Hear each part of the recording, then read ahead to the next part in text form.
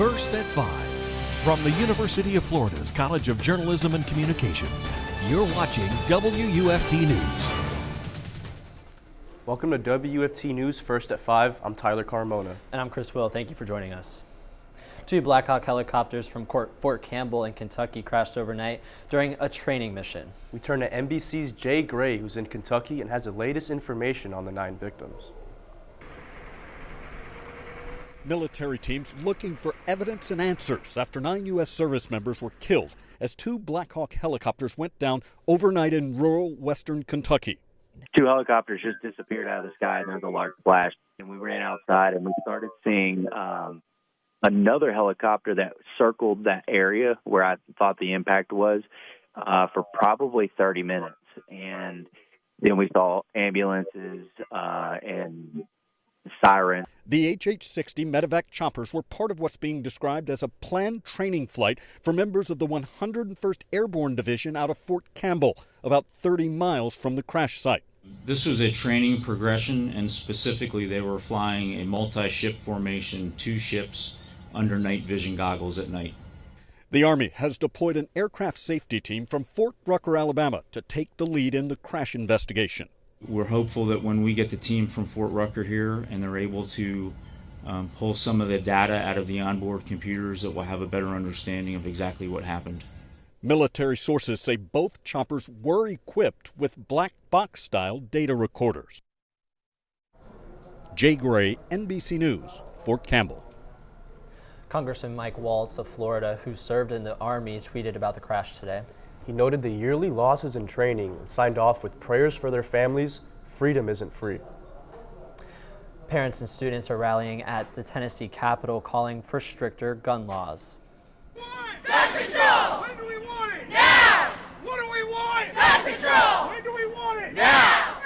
People are demanding change just 3 days after the Covenant School shooting took the lives of 3 children and 3 adults. Cell phone video shows parents and children calling for gun control inside the Capitol in Nashville.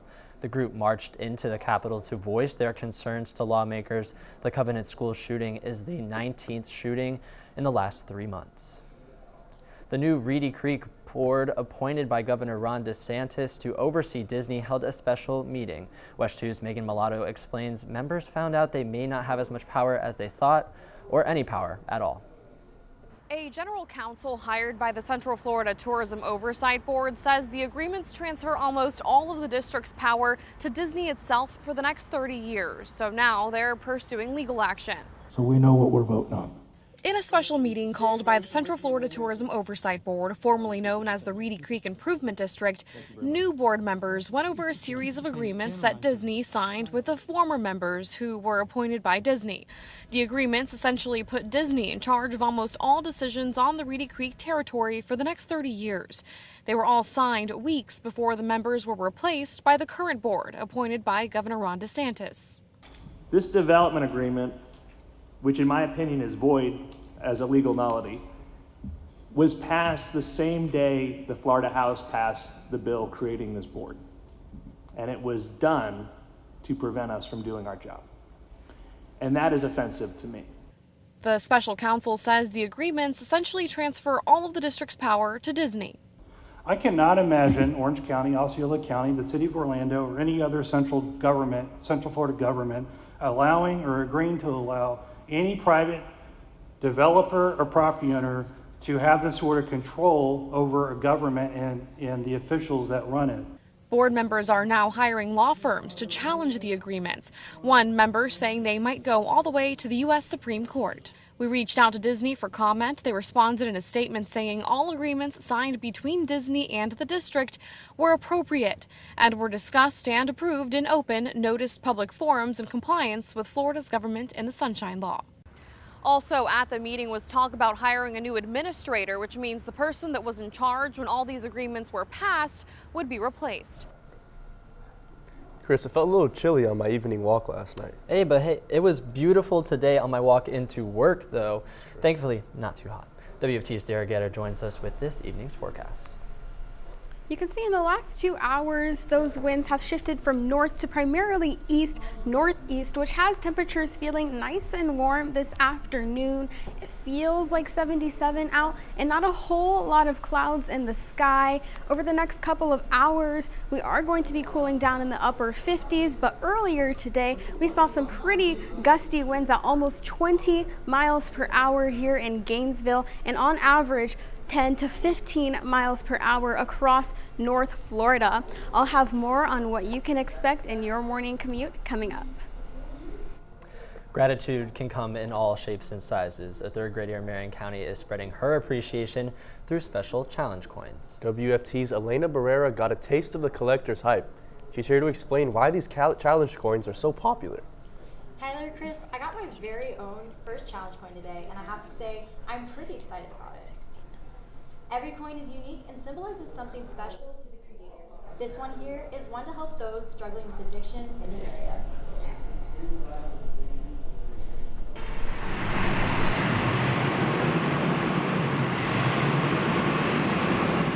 Easy may not be in the job description of a first responder. Their selfless duties don't go unnoticed by this 9-year-old. Work all day, every day, and they work very hard to save us. Once upon a time during the Christmas season, Auburn Barnes and her family decided to open their home to first responders. This is the Ocala Police Department SWAT team. They pass out hot chocolate, coffee, and treats. Their special way to say thank you. Perfecto, I opened it now. The best part, smiles on their faces and knowing that they're happy and knowing that they know they're appreciated. Her big heart earned her an even bigger honor, a challenge coin. I got it from Sheriff Billy Woods. Challenge coins like this are prestigious collectible items among all first responders and the military. Auburn has created her very own coin to help add to these people's collection. We like brownies and that kind of stuff and cards and stuff, and that's nice, but challenge coins are something that every guy here really enjoys and likes, and usually they collect them. Blair says he has 50 coins and counting. He and his family even created their very own. Everything means something on there. The coins, one-of-a-kind items that allow Auburn to celebrate first responders in a one-of-a-kind way. Dash Trading the Third Auburn is on a mission to raise money to create 300 more of her custom challenge coins. She's been invited to hand out her challenge coins at upcoming 9/11 event and to school resource officers.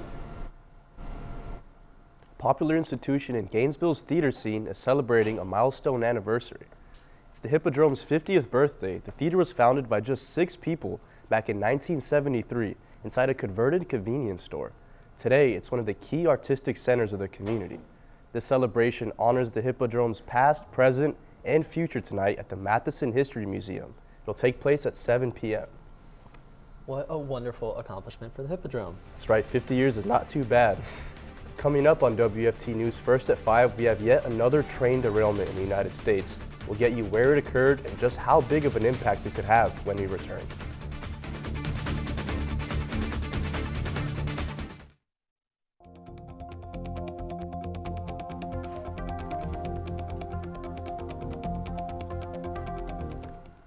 Welcome back. A freight train derailed and caught fire overnight in Minnesota.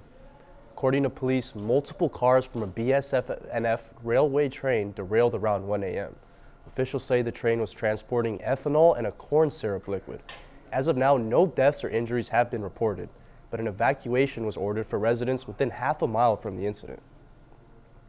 Unfortunately, we've seen a multitude of train derailments just in the past year and in the first 3 months of 2023. Other incidents occurred in Ohio, North Dakota, and Alabama this year. Last year, there was an average of about 3 derailments per day.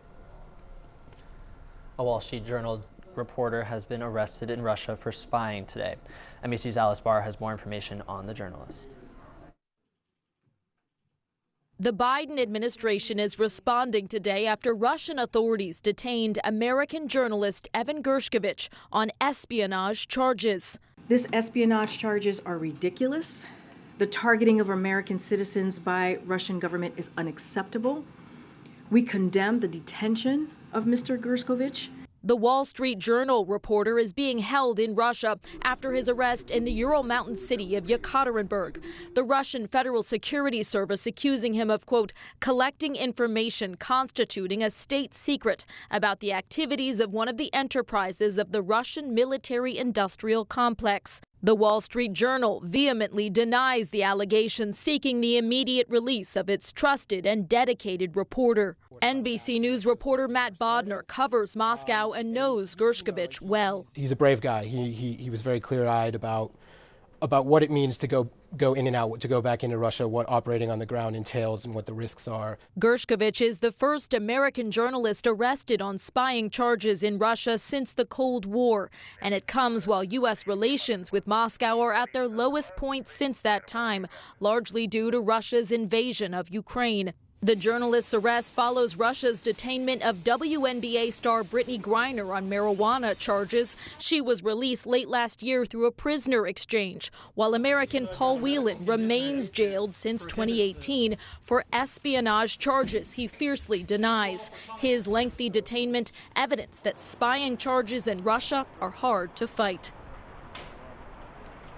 In Washington, Alice Barr, NBC News. Pope Francis's health is improving, according to the Vatican, after he was hospitalized with a respiratory infection. He was hospitalized unexpectedly on Wednesday, and although his sickness took a toll on him, he spent the afternoon praying and doing his work.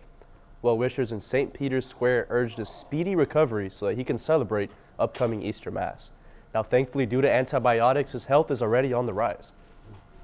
I'm thinking about heading to the beach this weekend. You know, I was hoping to go to the Springs this weekend, but it sounds like it may not be the best weekend to do that. How's that cold front we're tracking? Yeah, well, you guys might be in luck. The showers that we're tracking are generally widespread, and I'll give you a closer look on exactly where that cold front is headed when we return.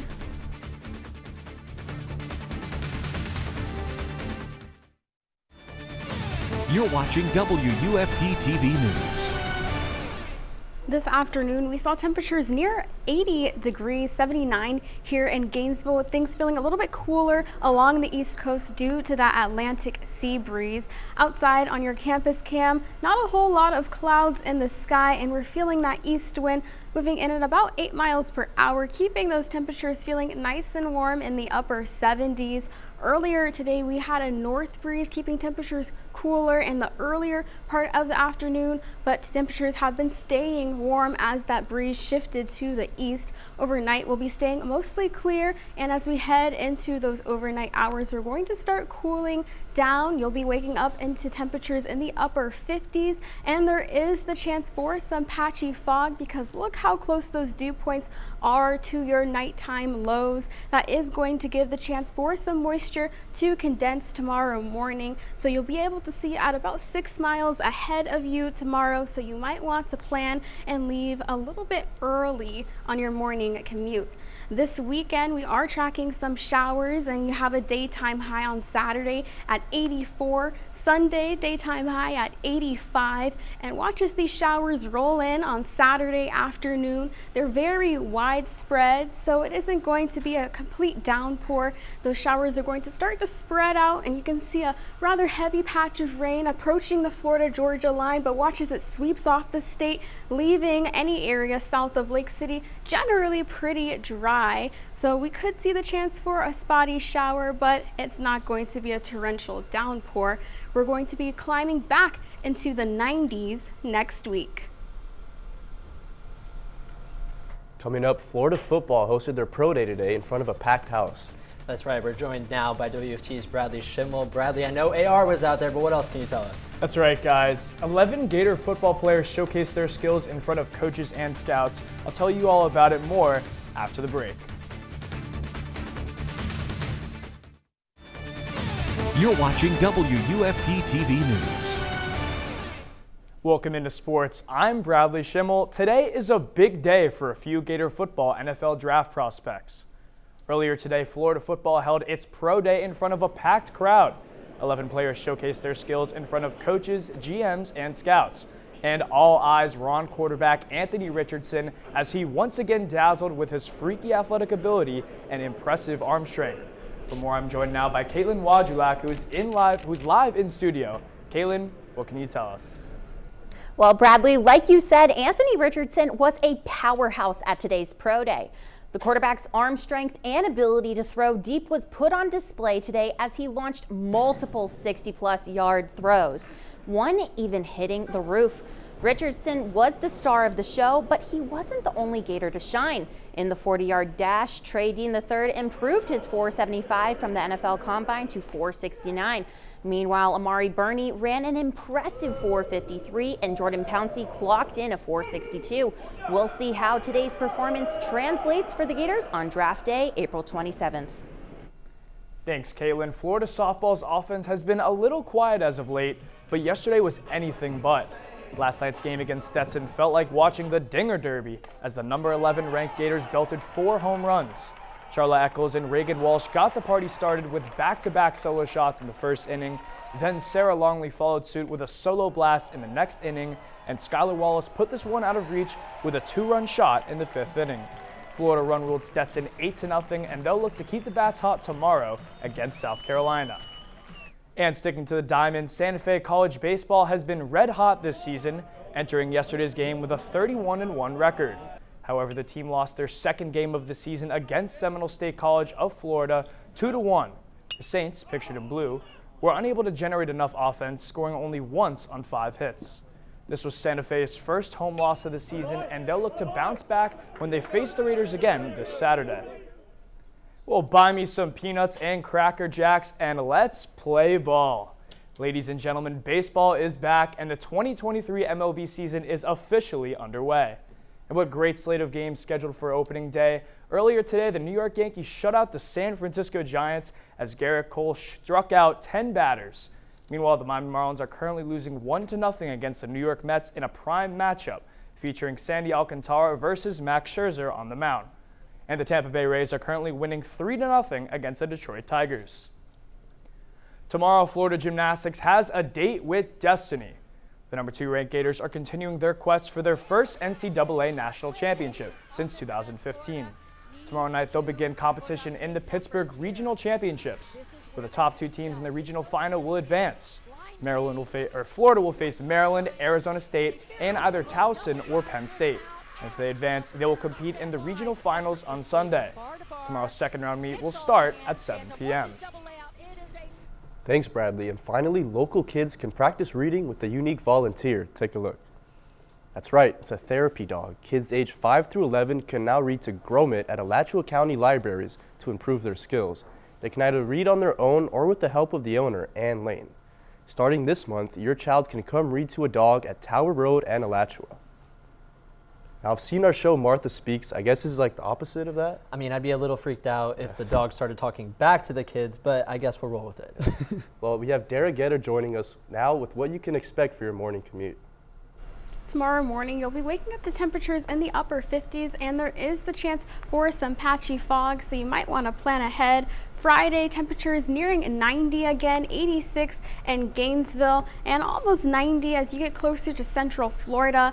The rest of this week, we will see temperatures in the 90s on Tuesday and Wednesday, and we're also tracking some rain on Saturday and Monday. Now, those showers are going to be generally widespread and scattered, and it doesn't look like we're going to be staying wet the whole day. Those showers will be mainly in the early part of the afternoon. Back to the desk. Thanks, Derrah. We have BBC World News up next, and the PBS NewsHour comes at 7.